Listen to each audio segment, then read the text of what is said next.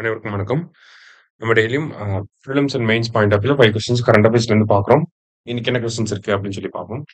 First one, choose the correct statement அப்படின்னு சொல்லி கொடுத்துருக்காங்க. Thiran initiative was launched by Tamil Nadu school education department அப்படின்னு சொல்லி கொடுத்துருக்காங்க. தமிழ்நாடு பள்ளி கல்வித்துறையால் திறன் முயற்சி தொடங்கப்பட்டது அப்படின்னு கொடுத்துருக்காங்க. ஃபர்ஸ்ட் ஸ்டேட்மெண்ட் நமக்கு கரெக்ட் தான். சரிங்களா?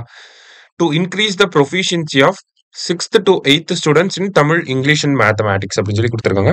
6 முதல் 8ஆம் வகுப்பு மாணவர்களின் தமிழ், ஆங்கிலம், கணிதம் ஆகிய துறைகளில் தேர்ச்சியை அதிகரிப்பதற்காக தான் நம்மளுடைய தமிழக பள்ளி கல்வித்துறை திறன் அப்படிங்கிற இந்த திட்டத்தை தொடங்கி இருந்தாங்க. சரியா? ரெண்டுமே கரெக்ட் தான். போத் கரெக்ட் அப்படிங்கிறது கரெக்ட் ஆன்சர். Option C.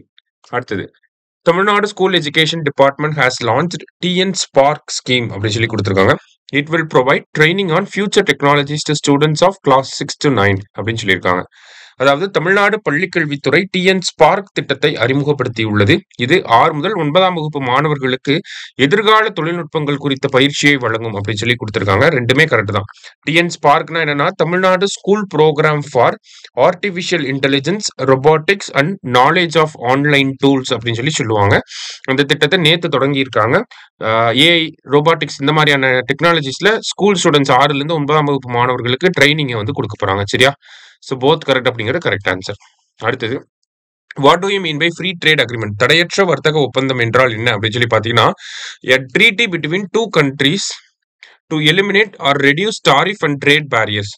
வரிகள் மற்றும் வர்த்தக தடைகளை நீக்க அல்லது குறைக்க நாடுகளுக்கு இடையேயான ஒப்பந்தம். அதுதான் வந்து நம்ம என்னன்னு சொல்றோம், ஃப்ரீ ட்ரேட் அக்ரிமெண்ட்னு சொல்றோம். இப்போ ரீசெண்டா யூகேவோட நம்ம ஒரு ஃப்ரீ ட்ரேட் அக்ரிமெண்ட் அப்படிங்கிறத போட்டிருக்கோம். ஓகேங்களா? அடுத்தது, the reason for the dispute between Cambodia and Thailand. கம்போடியாவுக்கும் தாய்லாந்துக்கும் ஒரு எல்லை பிரச்சனை போய்கிட்டு இருக்கு. அது வந்து இப்போ வந்து கான்ஃபிளிக்டா மாறிடுச்சு. ஓகேங்களா? ஒரு சண்டையாவே மாறிடுச்சு. அது எதுக்காக அப்படின்னு சொல்லி பாத்தீங்கன்னா, இந்த பிரியா விஹார் அப்படிங்கிற இந்த டெம்பிளுக்காக, இது ஒரு ஹிந்து கோயில், 11ஆம் நூற்றாண்டை சேர்ந்த ஒரு ஹிந்து கோயில். ஓகேங்களா?